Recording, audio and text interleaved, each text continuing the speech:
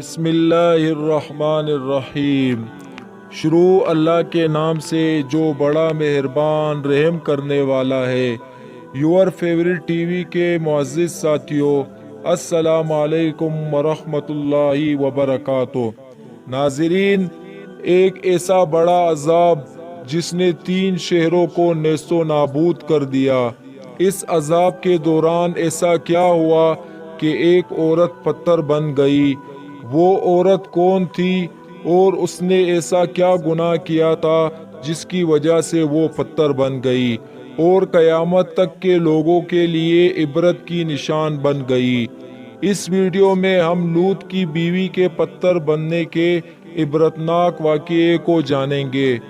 قوم لوط تاریخ کی ایک ایسی قوم ہے جنہوں نے گناہ کا ایک نیا طریقہ ایجاد کیا تھا، یعنی اس قوم کے لوگ مردوں سے جنسی تعلق رکھتے تھے اور مرد مردوں کے ساتھ اپنی خواہش پوری کیا کرتے تھے۔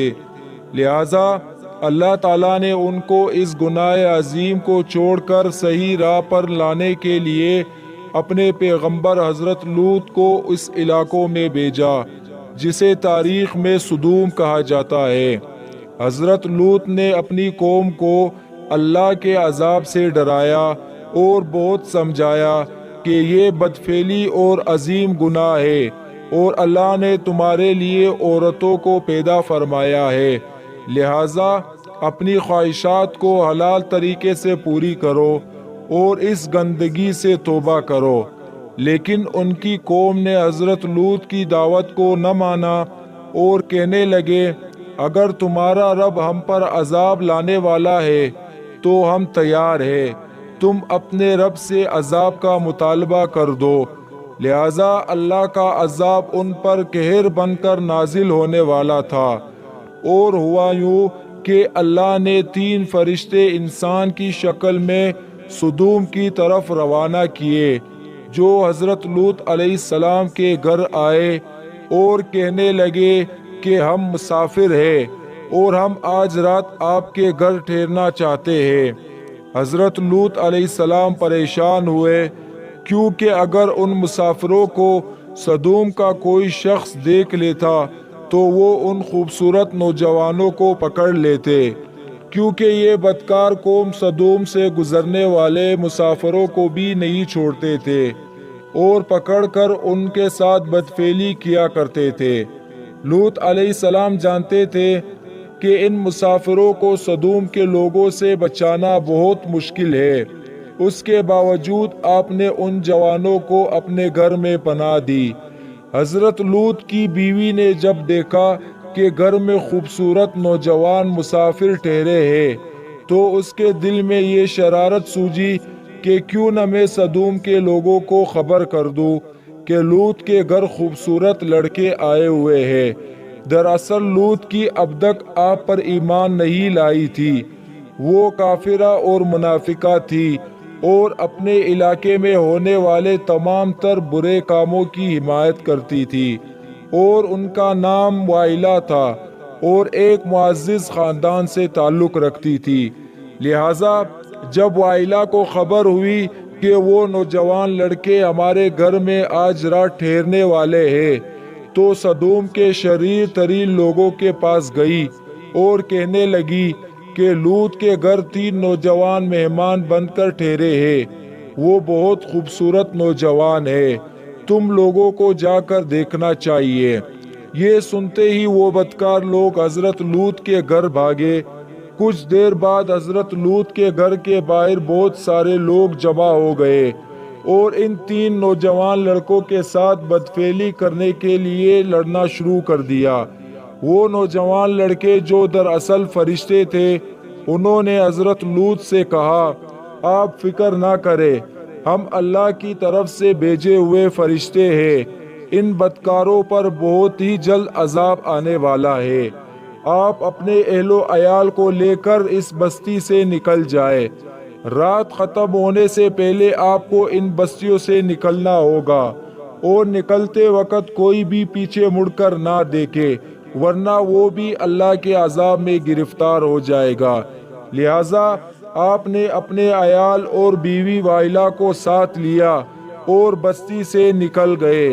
آسمان سرخ ہو رہا تھا، آسمان سے پتھر برس رہے تھے اور ایسی خوفناک آوازیں آ رہی تھی کہ ہر مخلوق کانپ اٹھی۔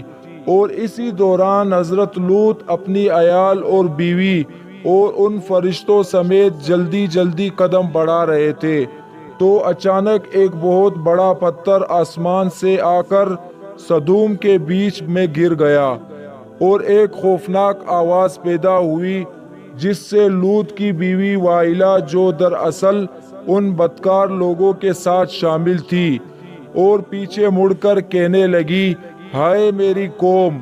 اس کہنے پر آسمان سے ایک پتھر آیا اور وائلہ کو ہلاک کر کے اس کو بت کی شکل میں کر دیا۔ آخر وائلہ نے پیچھے مڑ کر کیوں دیکھا؟ دراصل وائلہ کے دل میں دنیا کی محبت بسی ہوئی تھی۔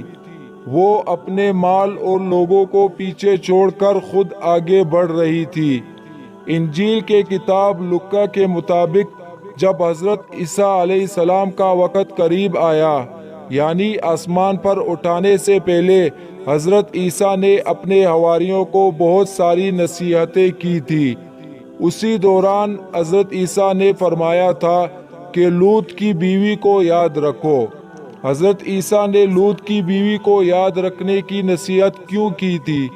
دراصل ایک طرف حضرت لوط اور نوح علیہ السلام کی بیوی تھی جو پیغمبروں کی زوجہ ہونے کے باوجود کفر میں مبتلا رہی، وہی دوسری طرف فرعون کی بیوی ہے جنہوں نے خدائی کے دعوے دار کے محل میں رہنے کے باوجود لا شریک معبود پر ایمان لا کر نجات حاصل کیا۔ لہٰذا اللہ تعالیٰ نے قرآن میں فرمایا، اللہ تعالیٰ کافروں کے لیے لوط اور نوح کی بیویوں کو بطور مثال پیش فرماتے ہیں۔ وہ دونوں ہمارے صالح بندوں کی بیویاں تھیں، مگر انہوں نے اپنے شوہروں کے ساتھ خیانت کی تو وہ اللہ کے مقابلے میں ان کے کچھ کام نہ آ سکے، اور دونوں عورتوں سے کہہ دیا گیا کہ جہنم میں داخل ہونے والوں کے ساتھ داخل ہو جاؤ۔ اہل ایمان کے معاملے میں اللہ تعالیٰ فرعون کی بیوی کی مثال پیش کرتے ہیں جب انہوں نے دعا کی، اے میرے پروردگار، میرے لیے اپنے ہاں جنت میں گھر بنا دے، مجھے فرعون اور اس کے عمل سے بچا۔ آج اسرائیل اور اردن کے درمیان ایک ویران علاقہ پایا جاتا ہے۔ محققین کے مطابق یہ وہی جگہ ہے جہاں 3 بڑے شہر آباد تھے جن کے نام سدوم، غبورہ اور زغر تھے۔ یہی قوم لوط کا مسکن تھا۔ آج سدوم کے علاقے میں انسانی زندگی کا تصور بھی نہیں کیا جا سکتا، کیونکہ وہاں نہ پانی ہے اور نہ وہاں پر کوئی کھیتی باڑی کی جا سکتی ہے۔ کچھ سال پہلے اسرائیل کے ریسرچ نے بحر مردار کے پاس ایک لمبے کھمبے کا پتھر ڈھونڈا جو دیکھنے میں تقریباً ایک انسان کی طرح لگتا ہے۔ دراصل یہ لوط علیہ السلام کی بیوی وائلہ کا مجسمہ ہے۔ حضرت لوط کی بیوی کے اس واقعے میں ہمارے لیے ایک عظیم پیغام ہے۔ دراصل آج ہمیں خود ہمارا محاصرہ کرنا چاہیے کہ کیا ہم واقعی اللہ پر مضبوطی سے ایمان رکھنے والے ہیں؟ کہیں ہم حضرت لوط کی بیوی کے جیسے تو نہیں جو سب کچھ جاننے کے باوجود وہ اللہ سے دور رہے۔ وائلہ کو یہ پتا تھا کہ وہ مہمان اللہ کے فرشتے ہیں اور یہ عذاب اللہ کی طرف سے ہے، اس کے باوجود وہ اپنے دل سے دنیا کی محبت کو نہ نکال سکی اور اس کا انجام یہ ہوا کہ وہ ایک پتھر بن گئی۔